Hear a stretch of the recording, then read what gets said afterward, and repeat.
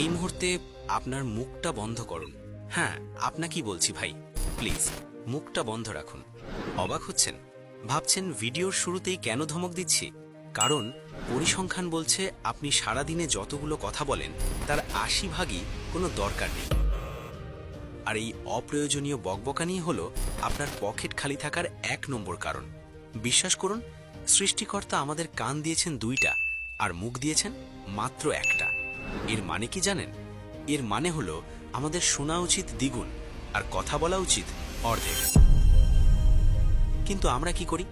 আমরা চায়ের দোকানে বসে ট্রাম্পের পররাষ্ট্র নীতি থেকে শুরু করে পাশের বাসার ভাবির তরকারিতে লবণের পরিমাণ, সব বিষয় নিয়ে এমনভাবে চেঁচামেচি করি যেন আমরাই সুপ্রিম কোর্টের জাজ। আজকের ভিডিওতে আমি আপনাকে কোনো মোটিভেশনাল ভাষণ দেব না। আজ আমি আপনাকে সাইলেন্স বা নীরবতার এমন কিছু ডার্ক সাইকোলজি এবং বিজনেস সিক্রেট শেখাবো, যেটা জানার পর আপনি নিজেই নিজের মুখে স্কচ টেপ লাগিয়ে ঘুরবেন। গ্যারান্টি দিচ্ছি, এই ভিডিওর প্রতিটা সেকেন্ড আপনার ব্রেনের নিউরনগুলোকে ধাক্কা দেবে। তাই নড়ে চড়ে বসুন, কারণ এখন আমরা অপারেশন শুরু করতে যাচ্ছি। আচ্ছা, খেয়াল করেছেন আপনার ফ্রেন্ড সার্কেলে বা অফিসে এমন একজন ফাপড়বাজ আছেই যে সারাদিন নিজের ঢোল পেটাতে থাকে? ভাই, কালকে এই ডিলটা সাইন করছি, পরশু আইফোন 15 প্রো ম্যাক্স কিনব, আগামী বছর ইউরোপ ট্যুর দেব। কিন্তু বাস্তবতা কি? বছর শেষে দেখবেন তার আইফোন তো কেনা হয়নি, উল্টো আপনার কাছে ৫০০ টাকা ধার চাচ্ছে রিচার্জ করার জন্য। বিজ্ঞানীরা এটাকে বলেন pre mature sense of completeness. সহজ বাংলা, আপনি যখন আপনার স্বপ্নের কথা বা ফিউচার প্ল্যান মানুষকে বলে দেন, তখন আপনার মস্তিষ্কে ডোপামিন হরমোন রিলিজ হয়, যার ফলে মস্তিষ্ক এক ধরনের মিথ্যা তৃপ্তি পায়। ব্রেন মনে করে কাজটা বুঝি হয়েই গেছে, ফলে আপনার কাজের প্রতি আগ্রহ বা জেদ কমে যায়। অন্যদিকে আসল গেম চেঞ্জাররা কাজ করে আন্ডারগ্রাউন্ডে। তারা জানে সাকসেস নিডস প্রাইভেসি।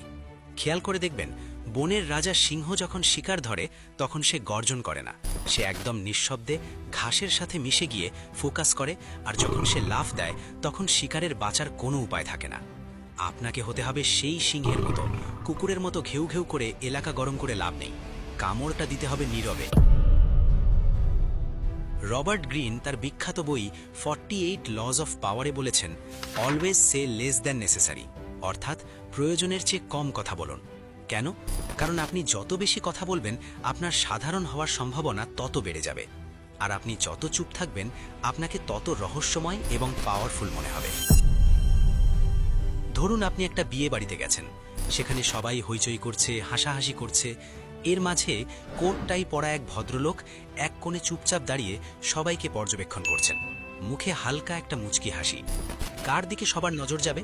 ওই হইচই করা পাবলিকের দিকে, নাকি ওই শান্ত ভদ্রলোকের দিকে? অবশ্যই ওই শান্ত লোকটার দিকে।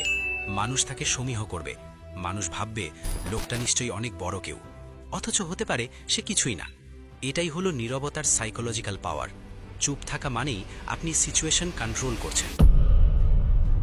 এবার আসি আসল কথায়, চুপ থেকে কিভাবে পকেট ভারী করবেন। বিজনেসের দুনিয়ায় একটা গোল্ডেন রুল আছে, যে আগে কথা বলবে সে হারবে। একটা দেশি উদাহরণ দেই। আপনি নিউ মার্কেটে গেছেন প্যান্ট কিনতে, দোকানদার বলল, ভাই দাম ১৫০০ টাকা। এখন আপনি যদি সাথে সাথে বলেন, না ভাই ৮০০ টাকা দেব, তাহলে আপনি আপনার কার্ড শো করে দিলেন। দোকানদার বুঝে গেল আপনি ৮০০ টাকায় দিতে রাজি আছেন, সে তখন ১০০০ টাকায় আপনাকে আটকাবে। কিন্তু স্মার্ট বায়ারের টেকনিক কি? দোকানদার যখন বলল ১৫০০ টাকা, আপনি চুপ করে তার চোখের দিকে তাকিয়ে থাকুন, মুখে একটু বিরক্তির ভাব আনুন, কিন্তু কথা বলবেন না। এই ৩-৪ সেকেন্ডের নীরবতা দোকানদারকে নার্ভাস করে দেবে।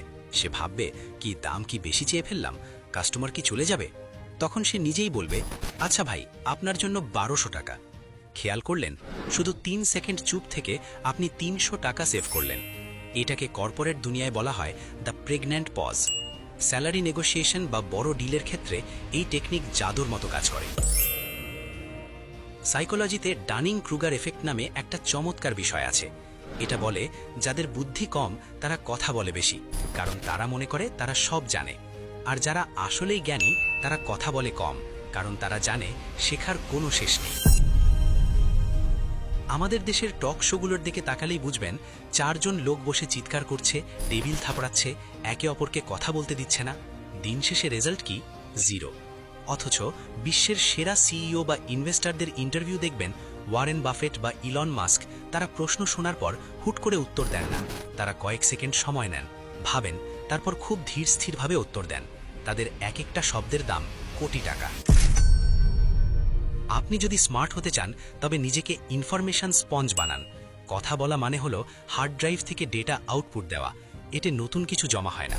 আর শোনা মানে হলো ডেটা ইনপুট নেওয়া, অর্থাৎ আপনার নলেজ বাড়ছে। আর আজকের যুগে ভাই, নলেজ ইজ মানি। ভাই, টাকা তো কামাবেন, কিন্তু শরীর ঠিক না থাকলে সেই টাকা দিয়ে কি করবেন? ফার্মেসিতে বিল দেবেন? বিজ্ঞান বলছে অতিরিক্ত কথা বললে আমাদের শরীরে কর্টিসল বা স্ট্রেস হরমোন বেড়ে যায়। খেয়াল করবেন, যেদিন বেশি তর্কাতর্কি বা ঝগড়া করেন সেদিন খুব ক্লান্ত লাগে, মাথা ব্যথা করে। অন্যদিকে নীরবতা বা মেডিটেশন আপনার ব্রেনে নতুন সেল তৈরি করতে সাহায্য করে। যারা কম কথা বলে তাদের ফোকাস এবং মেমোরি পাওয়ার সাধারণ মানুষের চেয়ে অনেক বেশি হয়। আপনি যদি ক্রিয়েটিভ কাজ করতে চান, নতুন বিজনেস আইডিয়া বের করতে চান, তবে আপনার ব্রেনকে একটু রেস্ট দিন। সারাদিন ইঞ্জিনে ফুল রেস দিলে ইঞ্জিন তো সিজ করবেই। আমাদের সমাজে একটা সমস্যা আছে, কেউ চুপচাপ থাকলে আত্মীয় স্বজনরা বলে ছেলেটা হাবাগোবা, কিছু পারে না। আবার কেউ প্রতিবাদ না করলে ভাবে ভীতু। দেখুন, চুপ থাকা মানে কিন্তু এই নয় যে আপনি বোবা হয়ে যাবেন। কেউ যদি আপনার গালে চড় মারে তখন চুপ থাকাটা বোকামি। আমি বলছি স্ট্র্যাটেজিক সাইলেন্সের কথা। ধরুন আপনার বস আপনাকে ঝাড়ি দিচ্ছে কোনো কারণ ছাড়াই। এই মুহূর্তে আপনি যদি পাল্টা তর্ক করেন, চাকরিটা নড়বড়ে হয়ে যাবে, বস আরও রেগে যাবে। কিন্তু আপনি যদি মাথা নিচু করে চুপচাপ সব শুনে যান এবং শেষে বলেন, সরি স্যার, আমি বিষয়টা দেখব, ব্যাস, ঝড়ের বেগ ওখানেই শেষ। বস ভাববে আপনি কত বাধ্য। পরে ঠান্ডা মাথায় কাজের মাধ্যমে প্রমাণ করে দিন যে বস ভুল ছিল। মনে রাখবেন, revenge is a dish best served cold. আর সেই রিভেঞ্জটা নিতে হয় কাজের মাধ্যমে, মুখের কথায় নয়। কল্পনা করুন দুটি দৃশ্য। দৃশ্য 1, বল্টু মিয়া বাসের মধ্যে কন্ডাক্টরের সাথে 5 টাকা ভাড়া নিয়ে 10 মিনিট ধরে চিল্লাচিল্লি করছে। তার শার্ট ঘামে ভিজে গেছে, মেজাজ খারাপ, বাসের সবাই তার দিকে বিরক্ত হয়ে তাকাচ্ছে। দিন শেষে তার লাভ হলো মেজাজ খারাপ আর হাই ব্লাড প্রেশার। আর দৃশ্য 2, চৌধুরী সাহেব একই বাসে বসে আছেন, কন্ডাক্টর 5 টাকা বেশি চাইল। তিনি চুপচাপ কন্ডাক্টরের দিকে তাকিয়ে পকেট থেকে ঠিক ভাড়াই বের করে দিলেন, কিন্তু একটা শব্দও করলেন না। তার চোখের চাহনিতে এমন একটা ভারী কি ভাবছিল যে কন্ডাক্টর আর কথা বলার সাহস পেল না। তিনি কানে ইয়ারফোন দিয়ে অডিও বুক শুনতে শুনতে গন্তব্যে পৌঁছালেন। এখন বুকে হাত দিয়ে বলুন তো, আপনি আসলে কার মতো হতে চান, বল্টু নাকি চৌধুরী সাহেব? উত্তরটা কমেন্টে জানিয়ে দিন।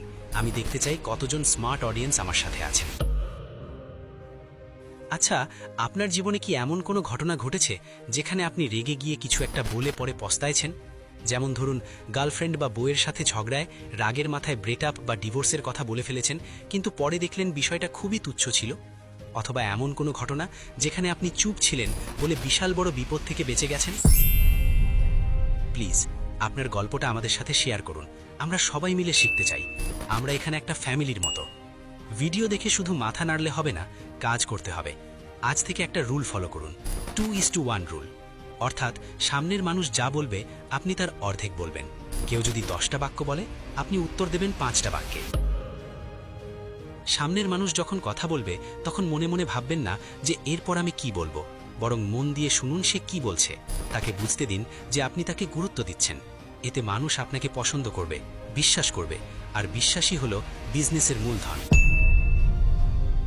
আগামী 24 ঘন্টা এই চ্যালেঞ্জটা নিন। দেখবেন দিন শেষে আপনার এনার্জি লেভেল আকাশ ছোঁয়া থাকবে, আর মানুষ আপনাকে নিয়ে কৌতূহলী হয়ে উঠবে। তারা ভাববে, কিরে, ও এত চুপচাপ কেন? নিশ্চয়ই বড় কোনো প্ল্যান করছে। এই রহস্যটাই আপনার জয়।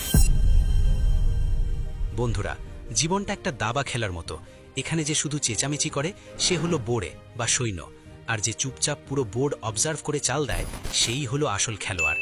এখন সিদ্ধান্ত আপনার। আপনি কি সারা জীবন দর্শকের গ্যালারিতে বসে চেঁচাবেন, নাকি মাঠের মাঝখানে নেমে গোল দেবেন? পরের ভিডিওতে আমরা কোন টপিক নিয়ে পোস্টমর্টেম করব? অপশন 1, গরিবের ব্রেন বনাম ধনীর ব্রেন, কেন আমরা গরিব থাকি? নাকি অপশন 2, টাকা জমানোর জাপানি কাইজেন টেকনিক যা আপনার ব্যাংক ব্যালেন্স বদলে দেবে? কমেন্ট বক্সে 1 বা 2 লিখুন। যেটা ডিমান্ড বেশি হবে, কথা দিচ্ছি সেই টপিক নিয়ে এমন ভিডিও বানাবো যা ইউটিউবে আগে দেখেননি। আর হ্যাঁ, আমি আপনাদের সাবস্ক্রাইব করতে বলবো না, কারণ আমি জানি যারা নিজেদের লাইফ নিয়ে সিরিয়াস, যারা ভিড়ের মধ্যে হারিয়ে যেতে চায় না, তারা এতক্ষণে সাবস্ক্রাইব বাটনে ক্লিক করে ফেলেছে, কারণ তারা জানে এই চ্যানেলের সাথে না থাকা মানে নিজের সফলতার পায়ে কুড়ুল মারা। বাটনটা নিচেই আছে, বাকিটা আপনার চয়েস। দেখা হচ্ছে পরের ভিডিওতে। ততক্ষণ পর্যন্ত মুখ বন্ধ রাখুন আর কাজ দিয়ে বিশ্ব জয় করুন। আল্লাহ হাফেজ।